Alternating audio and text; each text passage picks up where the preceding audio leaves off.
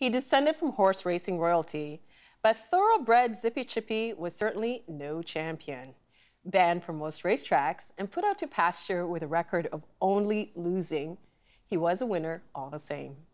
Author and syndicated humor columnist William Thomas chronicles the life of one of horse racing's biggest failures in his book, The Legend of Zippy Chippy, Life Lessons from Horse Racing's Most Lovable Loser. William Thomas joins us now.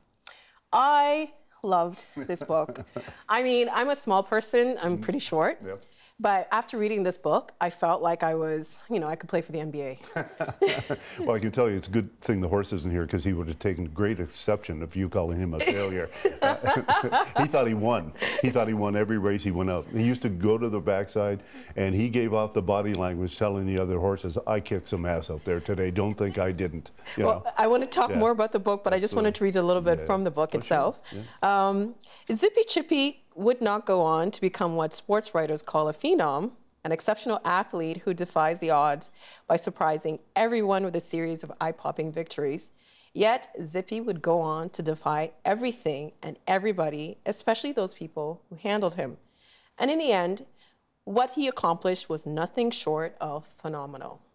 How did you hear about Zippy Chippy, and why write a book about a horse that loses a lot?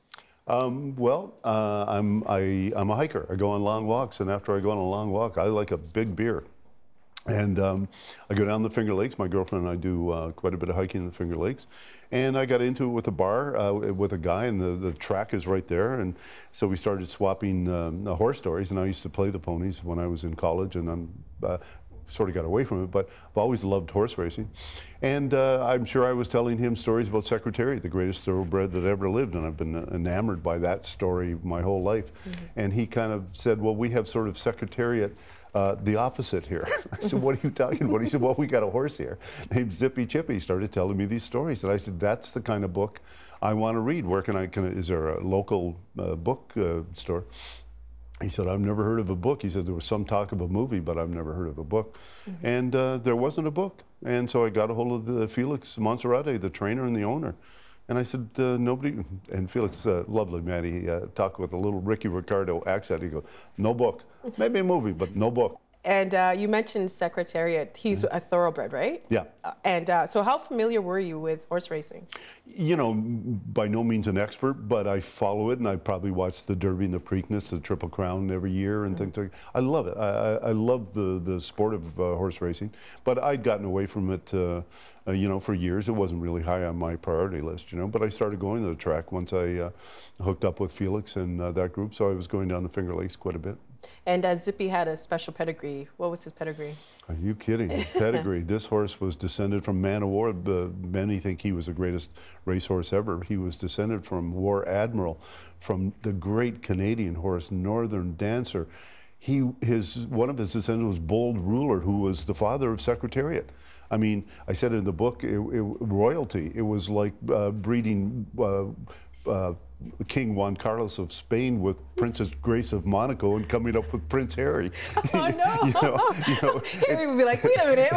It's not an exact science, Sometimes strange things happen. Yeah. So, he was bred to be a winner, and he had his own attitude. He had his own way of going around the track. As I said, many horses aspire to run for the roses. Zippy liked to stop and smell them. And that'll cost Literally, right? That'll cost you a lot of time coming down the home stretch. So, yeah, he was a character. He was really an eccentric, and I'm always, as a humor writer, drawn to eccentricity, You mentioned Northern Dancer. Yeah. Human equivalent, who would that be? Oh, the greatest stud in the world. I don't know. Would Rocky, like Michael Jordan or Rocky? Rocky, or Sylvester Stallone. I don't know. But I can tell you, in the last Kentucky Derby, I think 17 of the 18 horses had Northern Dancer DNA in them.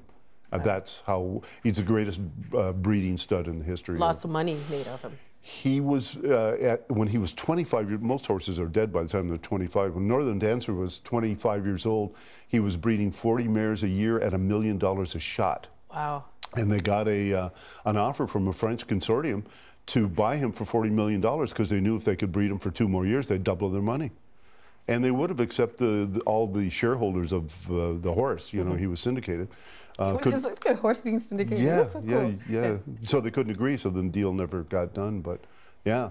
In the book, you mentioned you have a section where you talk a little bit about the weird, odd, eccentric names. There's even a body that governs what names can be used. There is, and it's mostly a censor, because some of these guys at the track, I can't on air even tell you some of these names. You've seen them. Yeah. Oh, how they got by the censor, I will never know. But there's some, you know, really ridiculous names. Taking up space, that just hurts.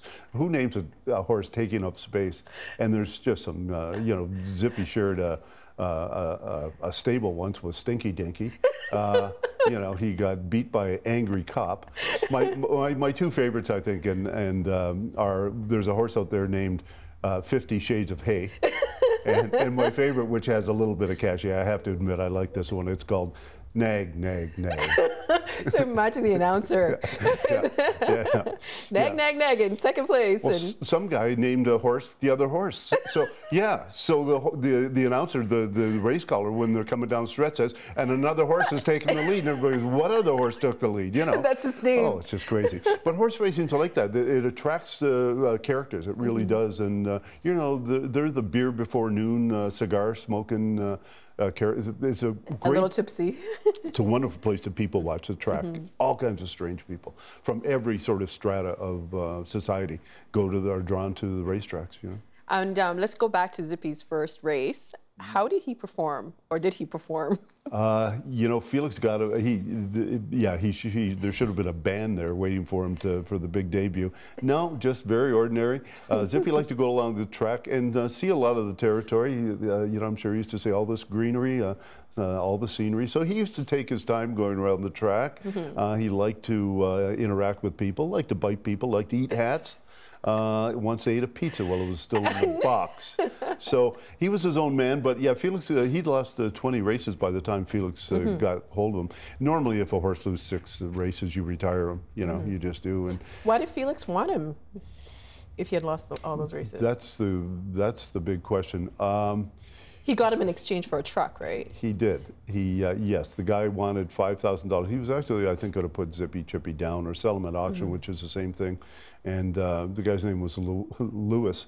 And Felix was heard screaming in the barn, "Kill the Zippy horse? No way, Jose." And somebody would remind him his name was Lewis. Felix was a wonderful man, but he had a great sense of humor. But I think Felix saw a lot of the horse in himself. They were both stubborn. They both wanted to win. They both had their own way of doing things, and they never gave up. And I think he became a pet project. And the key word there is pet. And the wise people around a racetrack will tell you, never fall in love with a horse. You'll have to trade him, claim him, and one day maybe kill him. Never fall in love with her. And he broke that rule. He just loved Zippy because he was such an individualist and had such a great character. And Emily, the wife, you know, said to him, "Why do you like, look, he's a poopy brown, he's got a big ass, he's got no neck, and he bites people. Why do you like this horse?" You know? And I think in the book I said, at no point in this book will you see a footmark saying Emily Monster gave up horse racing and went into public relations, you know. I'm sure the horse appreciated that. She was to the point. But yeah, she was a realist. Zippy had a special relationship with Marissa. Felix's daughter? Yeah, Marissa, who's now an adult, and she is a pony rider at Finger Lakes. She goes out to 9 races on a pony to accompany the racehorses. She's a trainer. She has 20 horses of her own. It's that unbroken line where you're born into the racetrack, and even if you wanted to, you can't get out of it. And Marissa's kids will go to the racetrack to save babysitting charges, and they will fall in love with horses, and I'm betting that they will become grooms and hot walkers and like that. But yeah, one day when she was 7 years old, Felix lost track of her, and she was told never to go near that crazy Zippy. Completely lost track of her, ran to Zippy's stall, realized the worst had happened, that the horse had little Marissa cornered. And Felix couldn't see her, but he knew she was there. And the horse, of course, big butt, he couldn't, and Felix just froze. He didn't know what to do. He was going to grab the tail of the horse to make himself the target. He was going to maybe throw a rope around him, but he knew that anything he did, if that horse swung around, the head could take the child out. And all of a sudden he heard a noise, and the noise was a giggle. And Marissa was giggling and pointing at Zippy, saying, "You're a bad boy, boy." And Zippy is nodding, and he's nudging her with the nose, and pretty soon she's holding onto his mane, and they're doing a little parade around. Oh. And that was it. Felix broke down, and he said, "That's it. This horse be mine. He's a family. I never sell this horse. This is my horse for life." Now, typically, when a thoroughbred like Zippy doesn't win, what happens to a horse that doesn't win? Do they get sent to the minor leagues? No, there are no minor leagues in thoroughbred racing. If there were, Finger Lakes would be it, Yeah. and it's a B track. But you know, the lucky ones go to farms. The lucky ones become riding stable horses, police, equine division, things like that. The unlucky ones are bought at auction, and they are shipped to, I'm ashamed to say this, Canada or Mexico, where they are processed for food. Canada does that? We do that. The United States doesn't. It's illegal, I think, in every state. But they have the auctions. They can sell horses in the States, and the big trucks come from Mexico and Canada. And now it's getting better. They are now, I think the legislation is going in many places where a percentage of winnings at the track or a percentage of money bet at the track is going to go to retirement homes for horses. Once they're finished, they'll have a good retirement. And so they should. You know, they run their hearts out all their life, and then they're left out in the cold. Zippy, on the other hand, has got the gold-plated. He's the star of the show at Cabin Creek at Old Friends Farm, and he's got the greatest retirement plan of anybody. And he's actually now, the money that's being made is helping to take care of all those horses. Isn't that ironic? It's truly amazing. Yeah. He's the breadwinner. You know, Wikipedia, if you Google Zippy Chippy, it says what the horses make. Oh, yeah. And with Zippy Chippy, it says 30,000. 30,000. And some change. But obviously that should change. I have to tell you, the people beg me to take this out of the book. It's my favorite stupid part of the book. Zippy now has a friend. They're in the same pen, both geldings, Red Down South, and they're inseparable. They're absolutely beautiful together. They won't leave each other's side. They're the best friends. And Red Down South did win some races. He won $300,000 in his career. And I put it in the book, and I said that on days when they're really bored, Red Down South gets in front of Zippy where Zippy can see him. And then he pounds the ground 300,000 times and then rolls down laughing.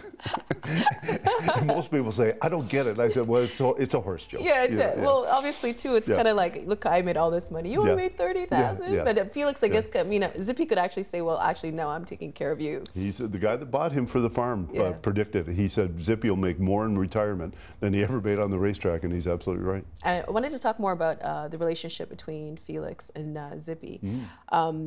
Why do you think Felix was so committed to Zippy even when he wasn't winning? Because that kind of affected his reputation, didn't it, as a trainer? It did, and also there was a streak there where his other horses weren't winning either. He was putting so much time and effort into, you know, it just became a thing. It became a stigma that he was going to get this horse to be a winner someday. And then somewhere around when the record started being passed around, the idea that Zippy might break the record, which I think was something like, was it 85? 85 losses. Two horses, Gussie May and Not a Tenor, had lost 85 races in a row. And Zippy lost 85. So now the record was shared by all three of them. So they went to Felix and said, "You better shut this horse down, because if he loses one more, those two are out of the history books and he's got it all." Felix said, "This is the one. This is the one we're going to win." But also at that time, the media were really taking a lot of interest in him.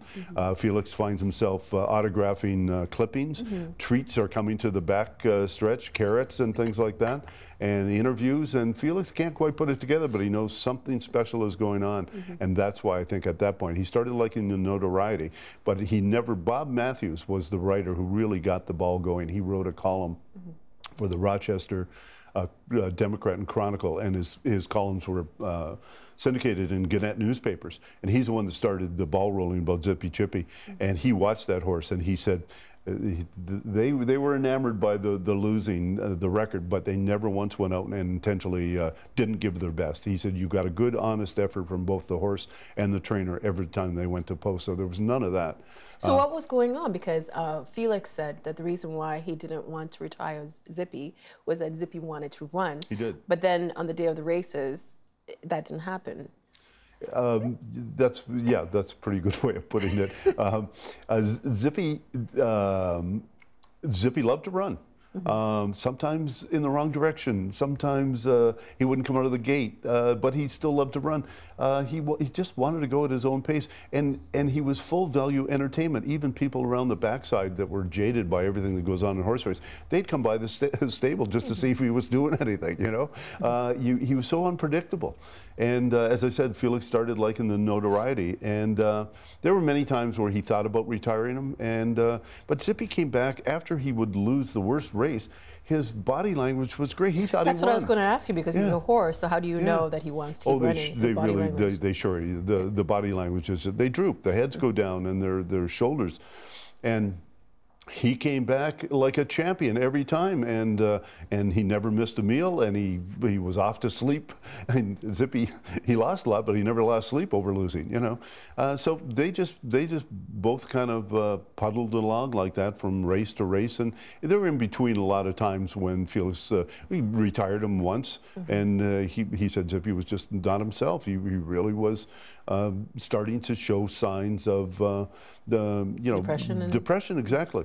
And so he brought him back to the track, and he perked up again. He said, well, this is my horse. I can run him if I want. And he did. Plus, he had fans. He had 10,000 That's what I was going to ask. He had followers. I mean, if he was on Twitter, he would probably have 1 million followers. You're absolutely right. I never thought of that. But you think about this. That horse should have gone off at 49, 59 to 1. He went off with the favorite all the time, 3 to 1, because people were betting on him. And they weren't betting because they thought he was going to win. They were betting to get the souvenir winning ticket to keep in their wallet to say, I once bet on the worst racehorse in history.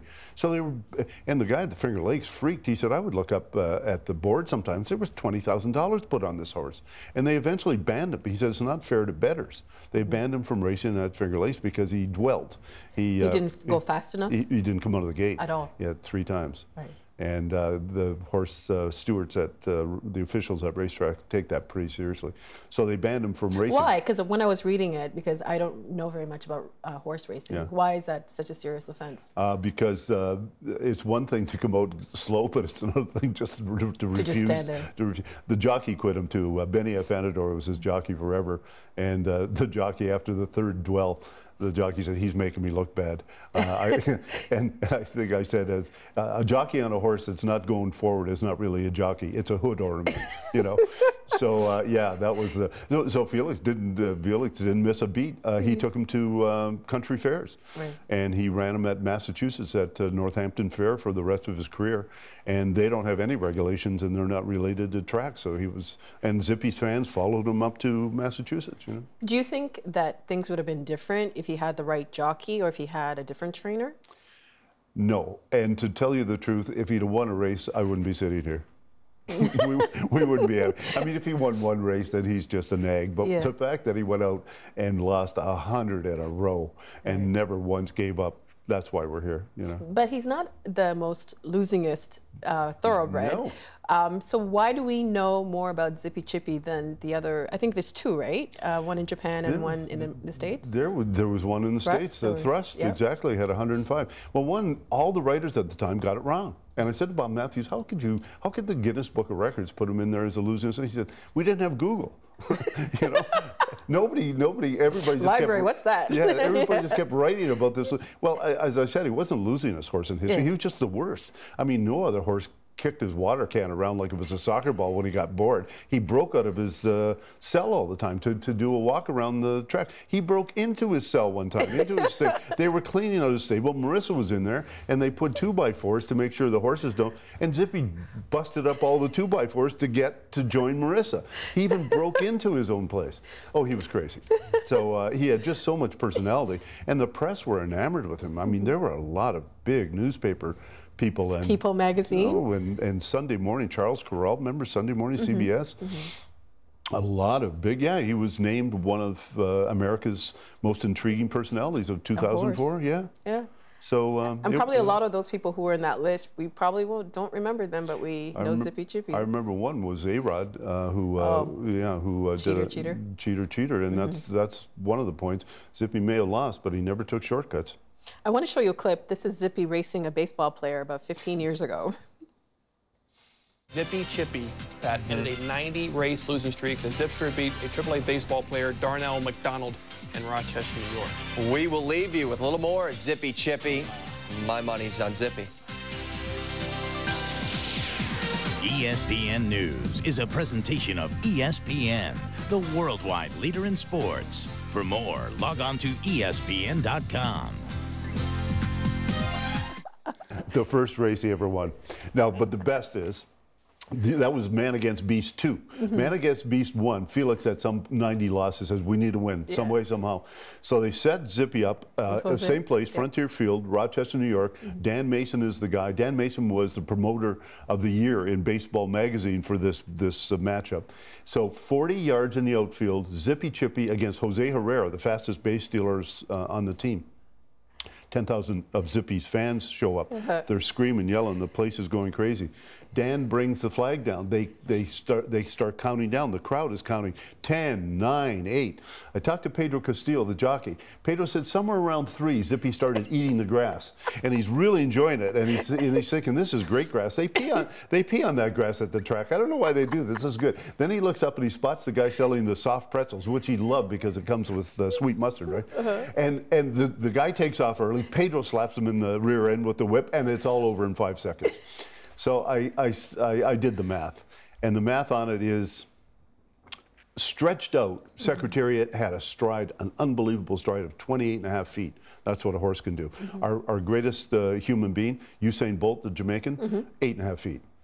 So wow, 3 times the amount. So it wasn't even close. Yeah. Zippy lost by 3 lengths. Can you imagine being in that field? Like Felix.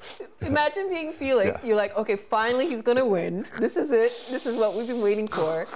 And he loses. I talked to Pedro Castillo. I said, Pedro, 3 horse lengths? He goes, yeah, 3 horse lengths. I said, how does this happen? He said, well, that horse would be very, very unfocused, very unfocused. Anyway, Pedro gets the best line of the book. He said, we close real strong, but we run out of real estate. And I'm thinking, oh my God, you got beat by a person.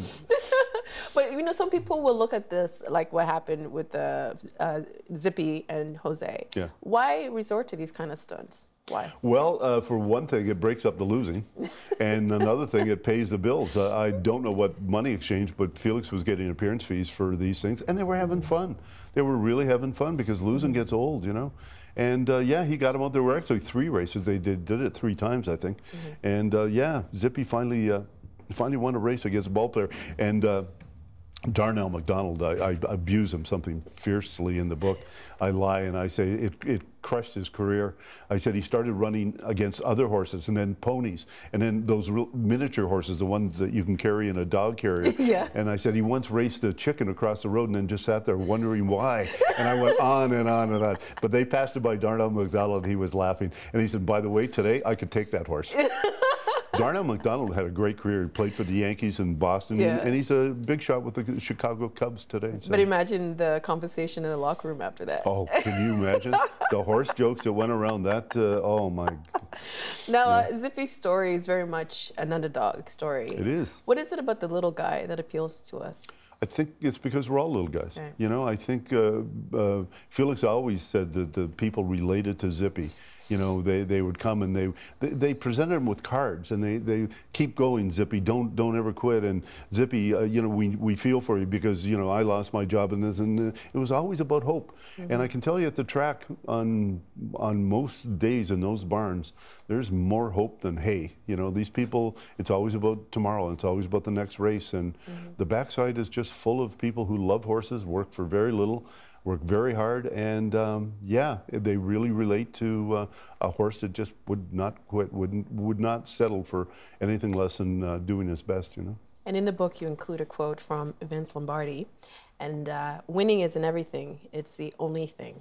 Yeah. How would you characterize that idea's effect on professional sports? I think it has spoiled. I think it's damn near ruined professional sports. Look at what it's given us. It's given us players who do drugs, players who have concussions, players who are now committing suicide, cheating at any. Lance Armstrong, I was a fan. You know, me too. I mean, this is unbelievable. But later in Lombardi's career, I think he got the message because he was a motivational speaker. And later, I found quotes from Vince Lombardi, and I think he understood the damage that quote had done, win at any cost. Because later, Lombardi was saying, in great attempts, it is glorious even to fail. When you leave it all out on the field, what else could be expected of you? Do it clean, never give up, and try your best, and that was it. The book ends with a a quote I really like from a poet, Walter Wintle, who says that life's battles don't always go to the strongest, fastest man, because in the end, the man who wins is the man who thinks he can. And that's just about hope. If you believe you can win, if someday you will. And Zippy, as we covered, is a star of the show now, and he won big in the end, even though he never actually won a horse race, you know? He never gave up. Never gave up. Felix said one time, it's very funny until you think about it. After Zippy came second twice in a row, Felix referred to it as his backa to backa. But Felix was out in front of the media, and he said Zippy had just come second twice in a row, and Felix had a big smile on his face. He said, yep, my horse, he'd been losing real close lately. And that's funny until you think, you know, we're not all American Pharoah. We're not always perfect. We don't always win our battles. But if we try hard and never quit and leave it out there, do our best, some days losing real close is just plenty close enough, you know. And I heard that Felix passed away. He did. What did his family think of the book? Marissa, as far as I can tell, loves it. She did see an article that appeared last week in New York Post, and just emailed me and said it was just such a beautiful story. William Thomas, thank you so much. Thank it's been you. a pleasure, and loved the book. That was more fun than two people like you and I should be allowed to have. Thank you. Thank you for being here. Thank you. Help TVO create a better world through the power of learning. Visit TVO.org and make a tax-deductible donation today.